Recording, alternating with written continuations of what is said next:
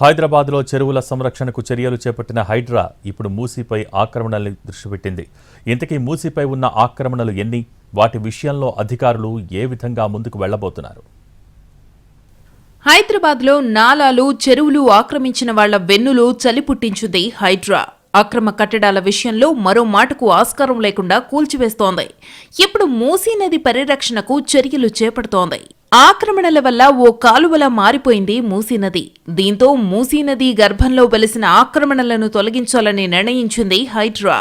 ఇప్పటికే మూసీ ఆక్రమణలపై సర్వే చేపట్టారు అధికారులు. నార్సింగి, నాగోల్ మధ్య ఏకంగా 12,000 ఆక్రమణలు ఉన్నట్టు గుర్తించింది. హైదరాబాద్లోని ఆసిఫ్ నగర్, సైదాబాద్, అంబర్పేట, బహదూర్పుర, నాంపల్లి, చార్మినార్, గోల్కొండ, హిమాయత్ నగర్లలో ఉన్న అక్రమ నిర్మాణాలను కూల్చివేస్తారని తెలుస్తోంది. అలాగే రంగారెడ్డి జిల్లాలోని రాజేంద్రనగర్, రామాంతపూర్, గండిపేట, సరూర్ నగర్లలో కూల్చివేతలు ఉండబోతున్నాయని సమాచారం. 3 రోజులుగా అక్రమ నిర్మాణాల్లో నివసిస్తున్న వాళ్లకు నోటీసులు పంపుతున్నారు అధికారులు.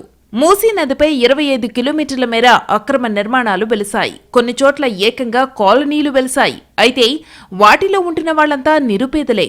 దీంతో వాళ్ల ఇళ్లను కూల్చివేయటం సరైన పద్ధతి కాదని భావిస్తోంది ప్రభుత్వం. వాళ్లకు డబుల్ బెడ్రూమ్ ఇళ్లను కేటాయించనుంది.